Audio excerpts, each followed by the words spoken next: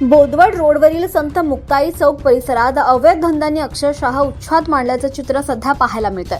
संत मुक्ताई मंदिरात दररोज हजारो भाविक दर्शनासाठी ये जा करत असतात। याच मार्गावर संध्याकाळ आणि सकाळी सुद्धा महिला वर्ग आणि ज्येष्ठ नागरिक मॉर्निंग वॉकसाठी फिरत असतात। मात्र या सर्वांच्या सुरक्षेला आणि सोयी सुविधांना धक्का पोहोचवत रस्त्यावरच अवैध व्यवसाय सुरू असल्यानं नागरिकांमध्ये तीव्र संताप व्यक्त होतोय।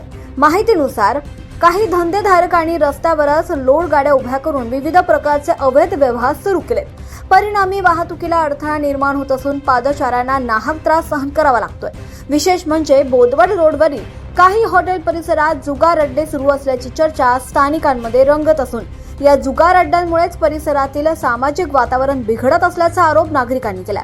मंदिरासारख्या पवित्र परिसरात सुरू असलेल्या या प्रकारांमुळे भाविकांमध्ये नाराजीचं वातावरण आहे। नागरिकांचं म्हणणं आहे की जुगार अड्डे आणि इतर अवैध धंद्यांमुळे परिसराची शांतता धोक्यात आली आहे। जुगार अड्ड्यांवर तात्काळ कारवाई होणं गरजेचं आहे। स्थानिक नागरिकांनी वारंवार तक्रारी करूनही मुक्ताईनगर पोलीस प्रशासनानं अद्याप ठोस कारवाई न केल्यानं प्रशासनाला हे दिसत नाही का असा संतप्त सवाल आता नागरिकांकडून उपस्थित केला जातोय।